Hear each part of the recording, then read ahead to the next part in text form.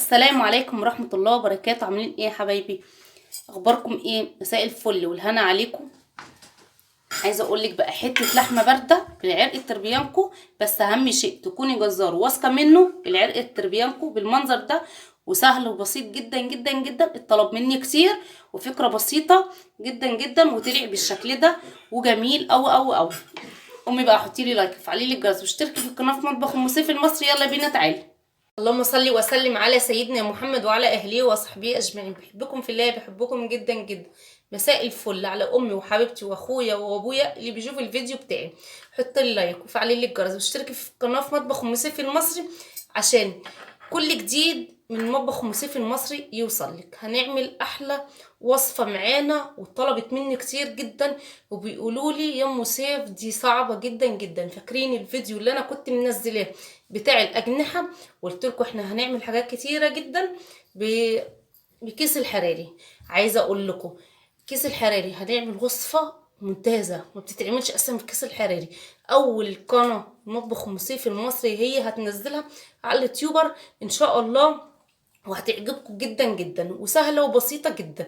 يا دوب انت هتتبليها من بالليل زي ما احنا ما مجهزين الحاجه كده قدامنا بالشكل اللطيف. طب هي ايه الوصفه بتاعتنا؟ الخضار بس؟ لا، الوصفه بتاعتنا العلق استربيانكم انا طبعا موصيه عليه من الصبح، موصيه عليه من الصبح عشان خاطر ده انت لازم بتوصي عليه العرق التربيانكو. تمام كده؟ طيب انا هنا مسميه بالله ومصليه على الرسول عليه افضل الصلاه والسلام. تمام كده. هقرب لكم اهو. انا هنا قلت له شيلي الدهن اللي عليه كله، يعني انا عايزه حته لحمه صافي كده زي العسل وجميله بالطريقه دي اهو زي ما انتم ما شايفين. تمام كده. نسمي بالله ونصلي على الرسول عليه افضل الصلاه والسلام. بس ايه رايكم في تزييني؟ طيب حته الدهنه ديك او حته الليه ديك بتاعتنا ديك مش هتترمي. يعني ايه مش هتترمي يا موسف؟ احنا دلوقتي هنحطها في كيس ونخليها في التلاجة عشان انا بعمل بيها حبة ملوخية زي العسل او حبة اللهم صل على النبي. عارفين طبعا الصعيد بيحبوا الملوخية البامية، معلش انا اسفة، البامية الويكا. بنعمل احنا بقى شوية بامية ويكا بيبقى في منتهى الجمال. وشكرا لاهل الصعيدة كلهم. اهو العرق التربيانكو اهو زي ما انتم ما شايفين بالشكل ده الجميل اللذيذ كده. طب وبعدين يا ام سيف هنعمل فيه ايه؟ احنا دلوقتي هنغرزه بالطريقه دي. بصوا شايفين كده اهو، بصوا شايفين كده اهو، كده اهو. تمام كده. طيب كده اهو ماشي. طيب خليكي بس معايا واحده واحده. انا هنا عندي التوم بتاعي مجففاه. لو انتي مش عندك التوم مجفف تمام جدا وحلو قوي. طب انا عندي التوم دلوقتي مجففاه عشان ما عنديش التوم بتاعي ما بحبهوش اخليه بره. نحط التوم كده ونغرس فيه كده. تمام. ما بحبش التوم بخليه بره عشان بيفضي معايا وبعد كده ما يبقاش حلو كده اهو. شفتوه؟ شايفين بالطريقه دي كده؟ ماشي. نسمي بالله ونصلي على الرسول عليه افضل الصلاه والسلام كده اهو. هنمشي واحده واحده وهقول لكم ايه اللي قدامنا وايه ده بالظبط وهنعمل ايه كده اهو. مش لازم يبقى عندك سلاح والكلام ده كله عشان تغرزي بيه. السكينه اهي معانا بديل السلاح خالص كده. وندخل كده بالسكينه معايا اهي التوم كده اهو.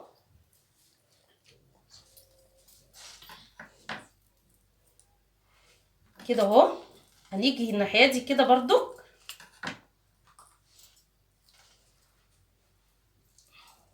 كده اهي. تمام كده. جميل جدا وحلو قوي قوي وتكفي قوي. اللي انا قلت له شيلي عندك العرق التربيانكو عشان ده يا جماعه بيبقى بالطلب عشان تبقوا عارفين. يعني انت اهم شيء تكون جزار كويس متعامله معاه عشان خاطر يشيلهولك. هو طبعا عديت عليه قال لي خلاص ماشي يا ام سيف انا هشيلهولك. ساعه بالظبط وتعالي بالفعل انا ساعه ورحت له، مفيش مشاكل خالص. اهم شيء اللي انت تكوني حته لحمه كويسه زي كده اهو.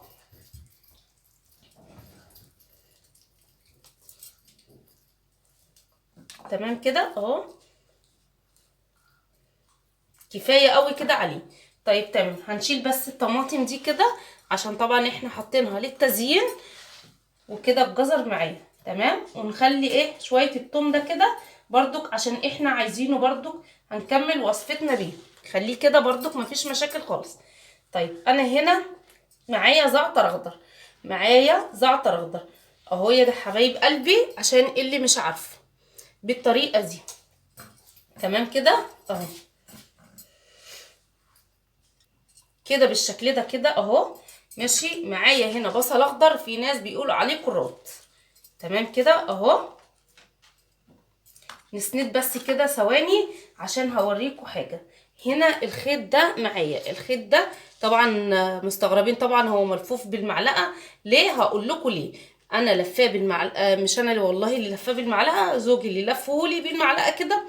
قال لي هلفهولك على المعلقه، انت كده كده هتعزيه عادي مفيش مشاكل، مش لازم خشبه والكلام ده كله. اهو الخيط ده خيط منجد تمام. في ناس بيقولوا عليه اللهم صل على النبي دبارة، في ناس بيقول عليه دبارة، بس هو ده خيط منجد. شايفين معايا بيشد ازاي بالطريقة دي. هنسمي بالله ونصلي على الرسول ونشوف كده. الف كده على صباعي، هسيب بس شوية كده اهو. بسم الله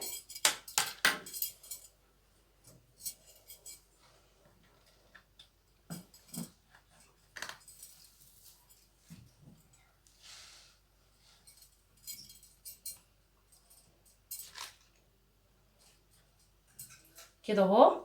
بصوا انا هعمل زي نظام عقدة بالطريقة دي كده اهو. شايفين بالطريقة دي كده. بصوا شايفين انا بشد منين كده اهو. خلي بس السكينه دي كده ثواني وهقول لكم دلوقتي احنا هنعمل ايه كده اهو.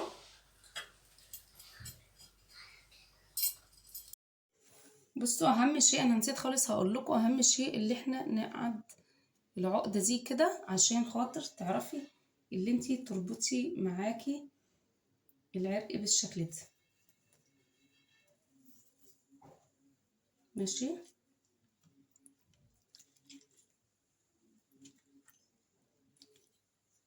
كده اهو.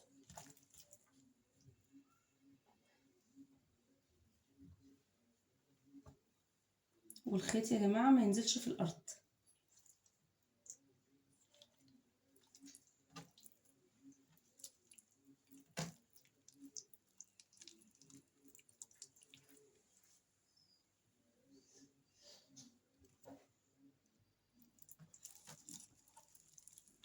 طبعا انتي بتلفي على حسب ايدك انتي ماشي. انا ما بعرفش اعمل حاجه شمال يعني بايدي الشمال خالص. شايفين اللفه ازاي اهو.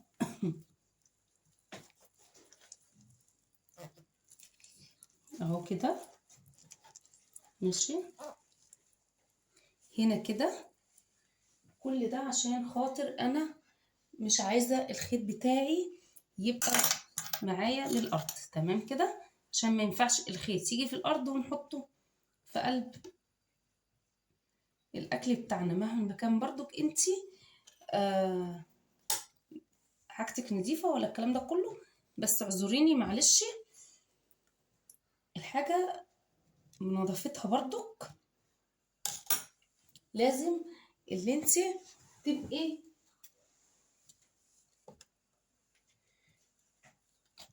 حريصه جامد على عشان الاكل بتاعك. تمام كده اه تمام. نسمي بالله ونصلي على الرسول عليه افضل الصلاه والسلام كده اهو. طبعا احنا حطينا مع بعض التوم على قد ما تقدري اللي انت تشدي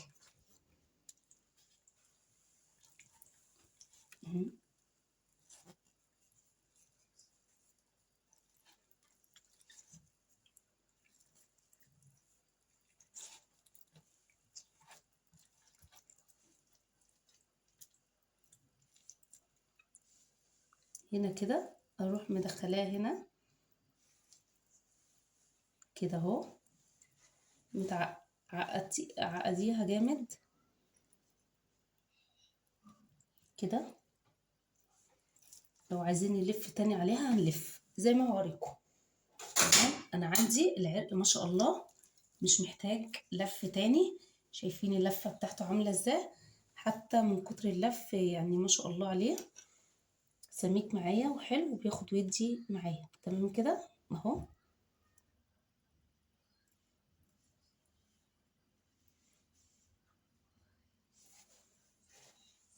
هعلق دلوقتي كده على الصينية، خليها تسخن جامد وهرجع لكم. لازم عندي الصينية بتاعتي او الجريل، مش شرط ايا كان ايه هي اللي عندك.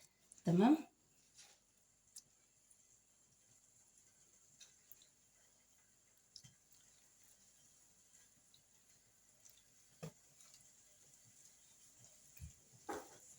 كده اهو.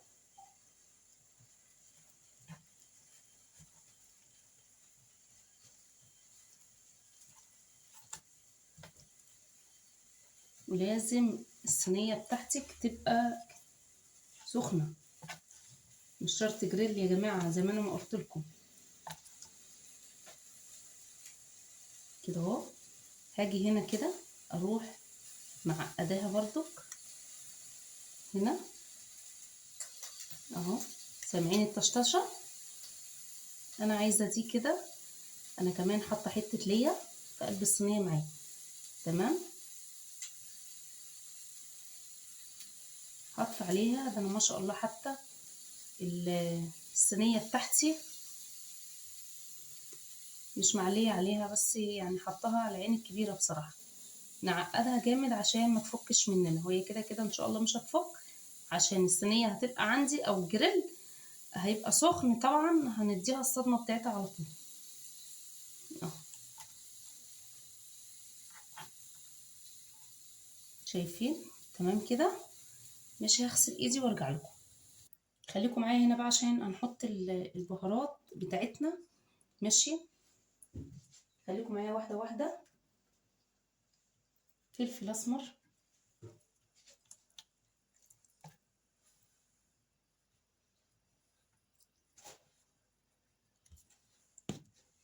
كده اهو.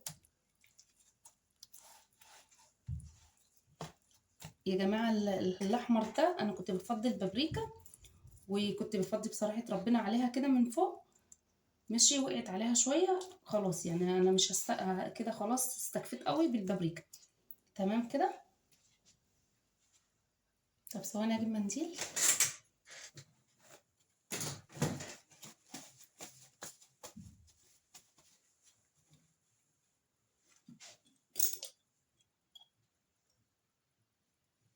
دي البهارات بتاعتنا اللي احنا عاملينها للحمه بتاعتنا كده اهو.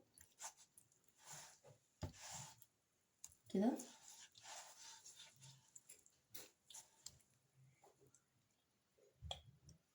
اللي انا كنت قايله لكم عليها طبعا.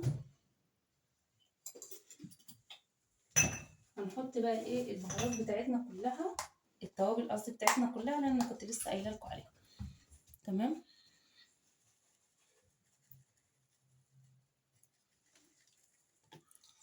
كده اهو.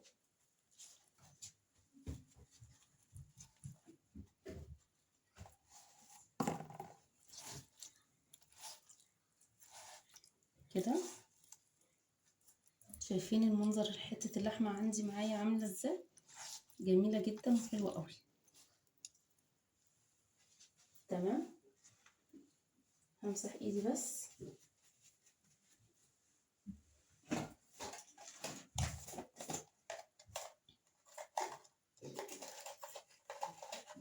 طبعا انا عندي الملح ماشي والمكعب. ثواني هرجع لكم.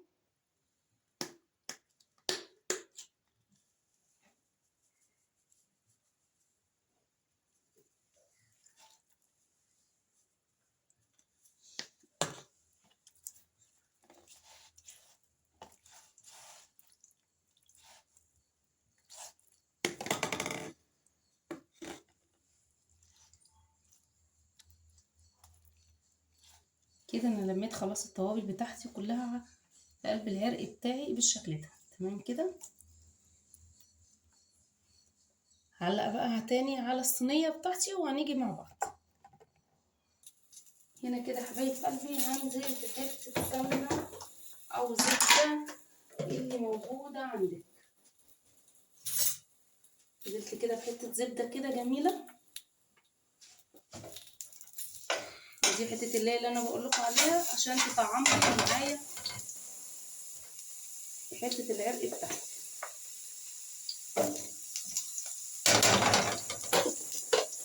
يا سلام يا سلام، لو واقفين معايا دلوقتي شامين كده.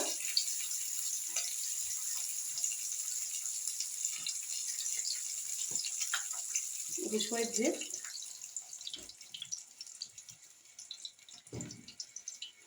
كده عشان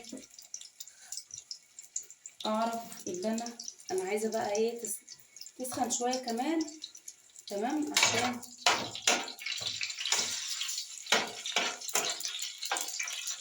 كده اهو.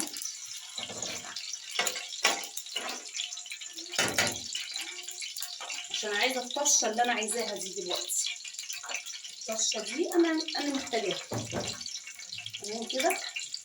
هننزل معايا بفصين من الثوم كده على جنب كده.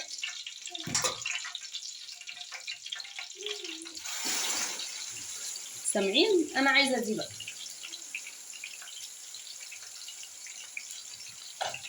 هننزل معايا كده على جنب كده.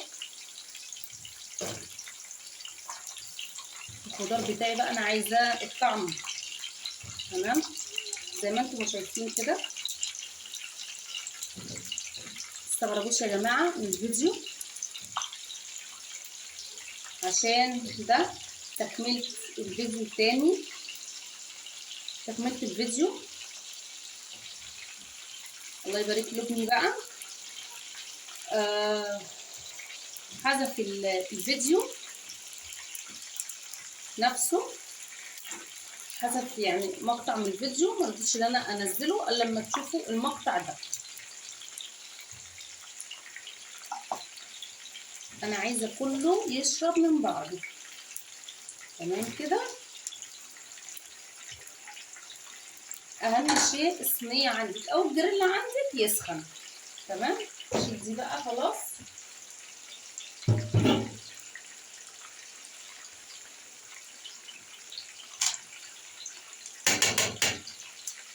طيب انا هنا كده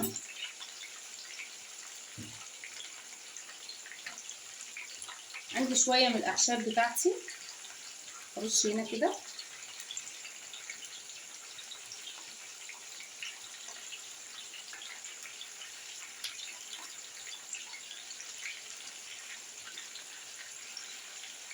تديها ريحه جميله وريحه حلوه كمان.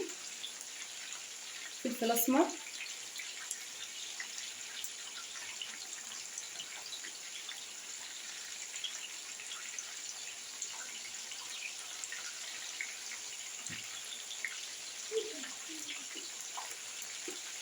من بابريكا. البابريكا بتدي طعم جميل جدا، حلوه قوي بصراحه.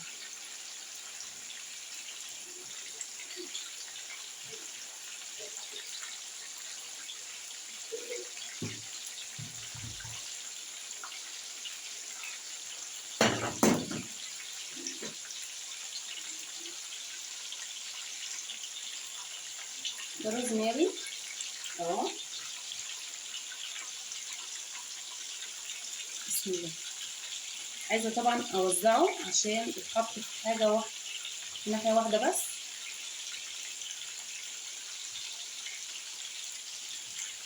بيدي ريحه حلوه. تمام. هجيب بس المساحه وجايه لك.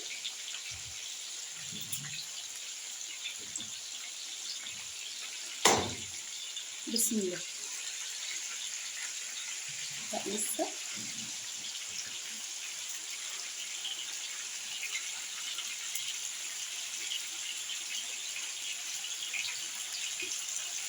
انا كده عليت النار عشان عايزه اللحمه عندي ما تنزلش الميه في الاخر. تمام كده.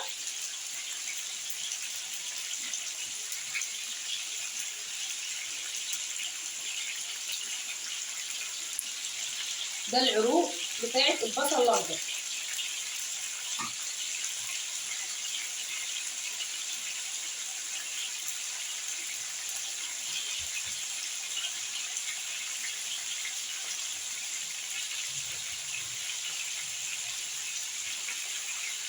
هرش حاجه بسيطه خالص كده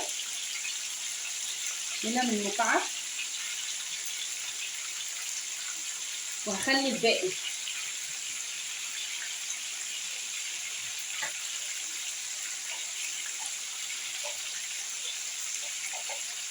الملح مش هرش على اللحمه، هرش عندي على الخضار بتاعي.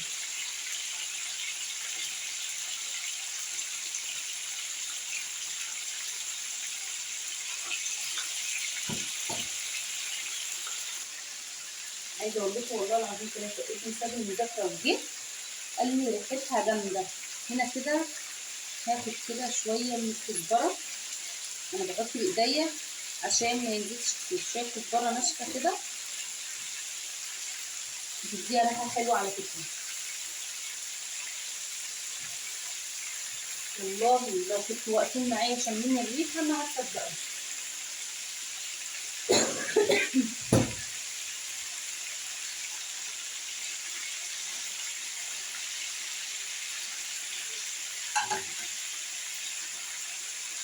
هفصل الفيديو بس عشان ما يطولش معاكم زياده عن اللازم، اللي هو الفيديو طويل اساسا. بصوا شايفين ده ايه اهو.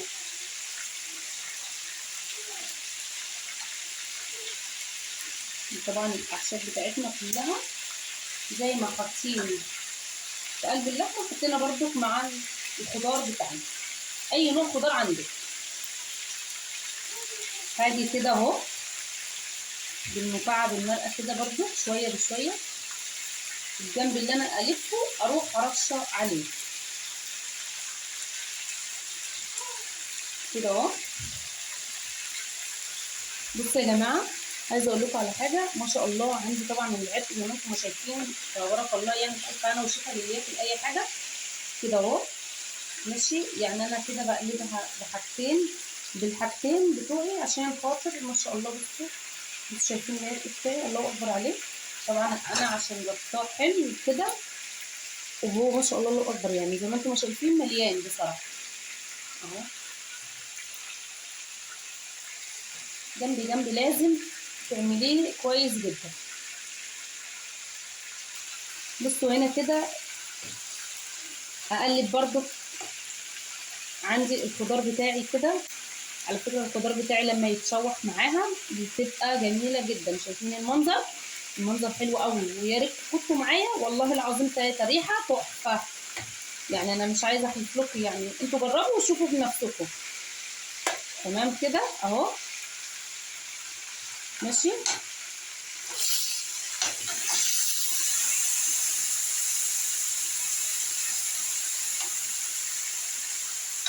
يا ريحه جميله جدا والله. تمام كده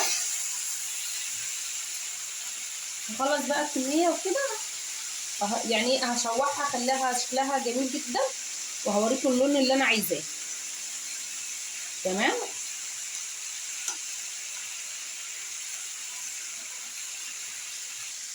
عارفين ان انا حاطه كل حاجه كبيره شويه كده عشان تاخد السوا بتاعها كويس مع اللحمه بتاعتنا مع العرق بتاعنا الجميل اللي زي اللي بره بالظبط. انتوا شايفين اللون ده اهو، دوت اللون ده اهو، يا رب يكون واضح. ده اللي انا فعلا عايزاه. تمام. اصبري مفيش مشكله خالص، ما تستعجليش على الحاجه بتاعتك. عايزه اقول لك ريحه التوابل بتاعتنا وريحه الاعشاب بتاعتنا مديها ريحه جميله جدا وحلوه قوي. اهي يا حبايبي خلاص اهي خلصت. شايفين اللون بتاعها اهو، شايفين اللون اهو، اللون زي بعضيه كله. تمام. هحطه بقى في كيس الحراري بس لما تهدى خالص. تمام كده.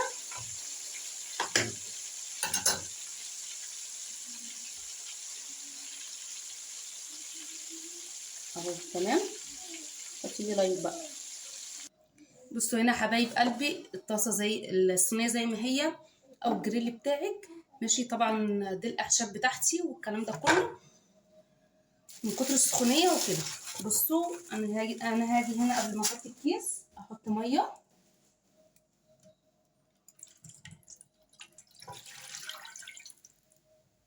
تمام.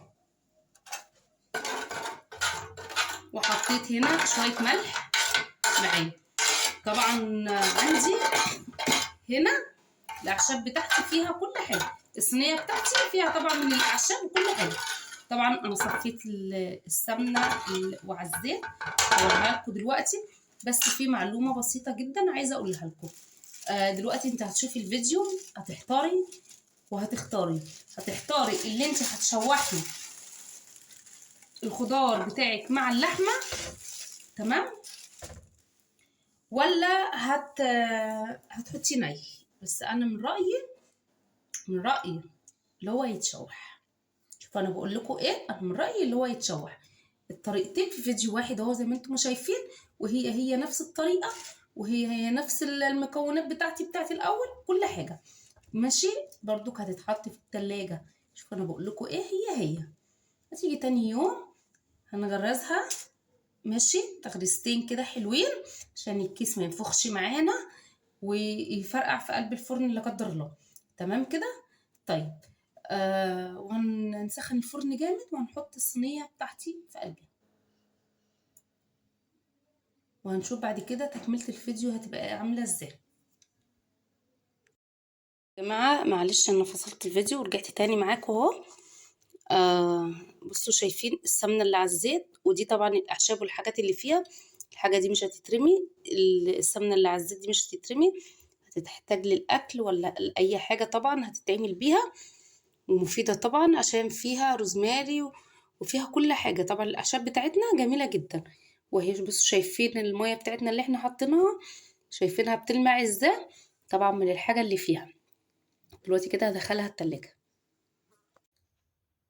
بصوا كده انا هنا كده خلاص معايا كده كيس الحراري اهو ونطبق ده. نطلع بس ايه الأخزان بتاعه من هنا كده.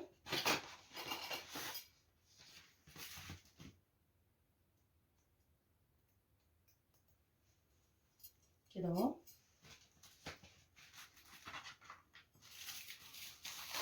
طيب دي يعني ايه يا ام سيف؟ دي لحمه بارده. دي ايه؟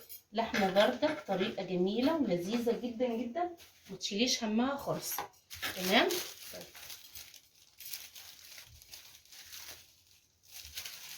كده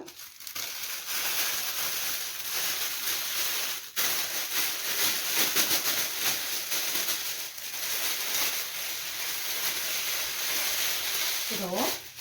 تطبقيه بالراحه خالص. طيب هنا كده هاخد كده اهو.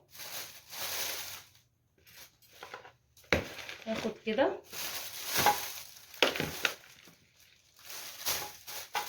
هفرش بس كده في الارضيه. سمي بس بالله. هي المعلقه طبعا ما بتطلعش كتير.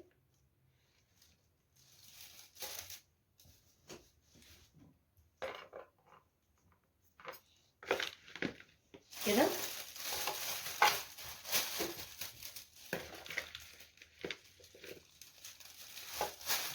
كده. طبعا المعلقه ما بتطلعش كتير طبعا ده شيء اكيد. ماشي كده.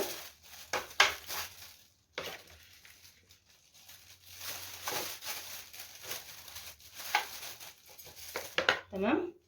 وهاجي هنا هاخد العرق بتاعي بالطريقه دي. اروح مغطيه الباقي على العرق. تمام.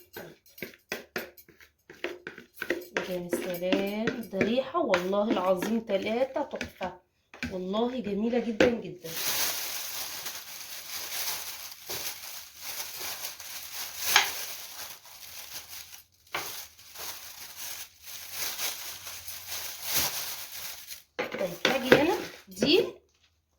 مستحيل تترمي ومستحيل تتغسل دلوقتي.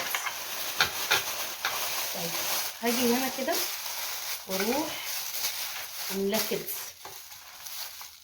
واجي هنا اروح رابطه كده. استنى بس، اصبر استنى بنتهم. واجي هنا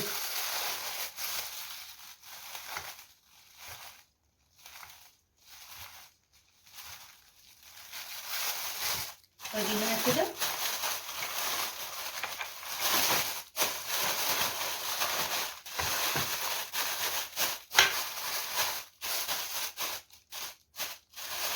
تمام كده. هو كده مرتاح اهو معايا كده مرتاح تمام.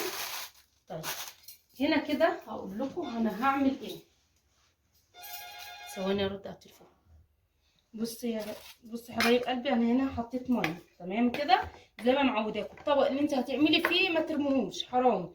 في كده كده التوابل بتاعتنا عشان برضو تطلع ريحه. يا ام سيف الميه مش كتير، لا الميه مش كتير. بصوا شايفين اهو كده اهو، ولا هتتغطى ولا حاجه، هي زي ما هي كده هتتحط في التلاجة. هتتحط في التلاجة ليله كامله، حسب ما انت بقى عايزه تسويها. سويها، هي مش هتاخد وقت، والله ما هتاخد اي وقت. بس قبل ما هنحطها في الفرن بكره ان شاء الله هنغرز الكيس كده يجي 3 كده من فوق، او غرزه واحده. لا 3، لا غرزه واحده بس يكون غرزه تمام، او 3 يعني، واحده هنا واحده هنا واحده هنا تمام كده. طيب انا بس مخليها ده من فوق كده لحد بكره ان شاء الله، وبعد كده هحطه في قلب الكيس تمام كده. طيب انا مش يعني ايه شك، انا بشك في الحاجه بصراحه ربنا، عشان خاطر ما تخشليش ميه. بسم الله كده اهو، بسم الله. ثواني معايا. بصي يا حبايب قلبي، عايزه اقول لكم على حاجه. جوزي دخل بيقول لي انا جوعت، كفايه بس الريحه تمام كده. طيب خلاص كده هيتحط في التلاجة، والصبح ان شاء الله وقت ما قبل ميعاد الغدا بساعه حطيها طبعا في الفرن عشان تسيبيها تبرد براحتها خالص. وكده كده الجو ساقع، انا مش هقولك دخليها بعد كده التلاجة، بس الجو ساقع. لو في الصيف هقولك اعمليها وطلعيها وحطيها في التلاجة على طول تمام كده، عشان اللحمه البارده بتتقطع وهي بارده. نحطها بقى في التلاجة ليله كامله. شايفين بقى الخضره بتاعتنا وشايفين التظبيط بتاعنا. يلا نحطها على طول في التلاجة. حبايب قلبي كده طلعت اهي معانا اهي بشكل جميل جدا جدا وحلو قوي. وبص المنظر تحفه. شايفين المنظر؟ انا بقى هنا كده هطلعها في الطبق هنا ماشي، وهجيب سرفيس ونحط مع بعض. هحط بقى الايه الحاجه دي معايا اللي احنا حطينا مع بعض امبارح، وتبرد خالص. لازم تبرد خالص يا جماعه تمام كده، لازم تبرد. مش هقول لكم دخلوها في التلاجة، الجو ساقع، هي هتبرد على طول. وهنشيل الخيط ده ونقطعها مع بعض اهو كده. حبايب قلبي بصوا شكلها، هي بتتكلم على نفسها تمام كده. وهنا برضو هنقطعها مع بعض كده. والصوص اهو تمام، الصوص اللي نازل منها دوت مش هيترمي طبعا، احنا هنضيفه في اي حاجه طبعا. ومش ما بنسيبش احنا حاجه، ما بنسيبش حاجه طبعا في حالها تمام كده اهو. بصوا المنظر جميل جدا جدا جدا. ثواني كده بس هبعد الكيس اهو. بصوا المنظر تحفه. شايفين؟ والاعشاب بتاعتنا كلها موجوده هنا معانا واهو. ده طبعا البصل، وهنا الزعتر اهو الاخضر اهو شايفينه اهو. مش طبعا شايفين الدخان؟ لازم تبرد خالص وبعد كده هنصورها مع بعض. خلاص كده حبايبي كده اهي ماشي، خلصت معايا. طبعا انا فتحتها بس كده عشان خاطر تبرد، امال هي اسمها لحمه بارده ازاي؟ طيب ماشي، تعالوا كده بقى نسمي بالله. شايفين زي السكينه في الحلاوه اهي، نسمي بالله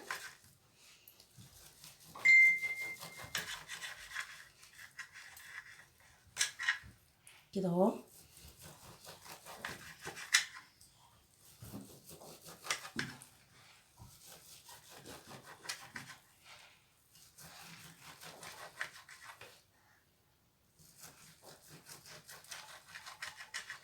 طب انت عارفه ازاي يا ام سيف هتقطعي ازاي؟ هو صباع اهو، صباع. تمام كده. طيب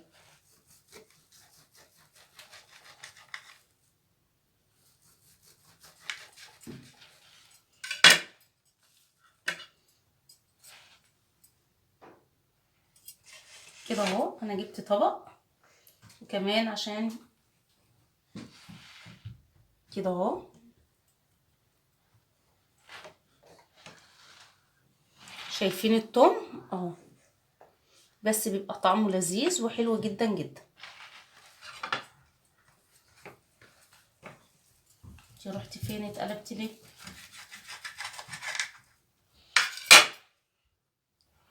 بصي يا حبايب قلبي، انا دي مش هقطعها كلها، بس عشان بس التزيين بس كده، وبعد كده احنا بقى نقطع براحتنا. تمام كده اهو.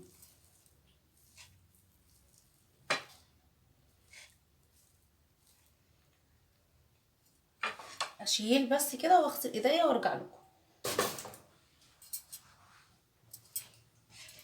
شايفين المنظر ده؟ حتى من بعيد شايفين المنظر بتاعي؟ تحفه تحفه تحفه تحفه تحفه تحفه.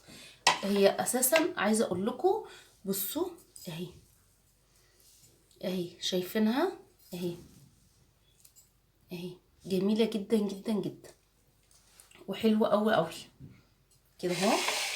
تمام كده.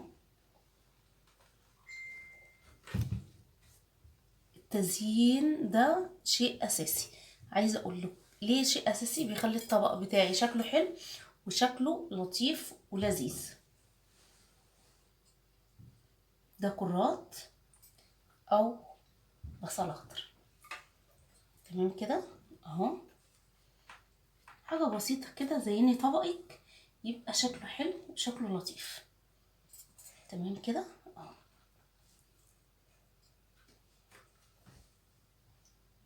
اهو كده.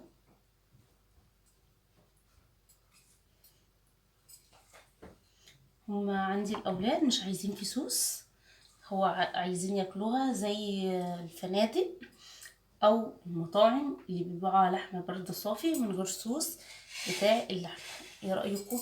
شكلها لطيف وحلوه جدا جدا جدا. تمام كده. حطي لي لايك وفعلي لي الجرس واشتركي في قناه مطبخ ام سيف المصري، وادعي لي دعوه حلوه من قلبك لمطبخ ام سيف المصري. تصبحوا على خير. السلام عليكم ورحمه الله وبركاته.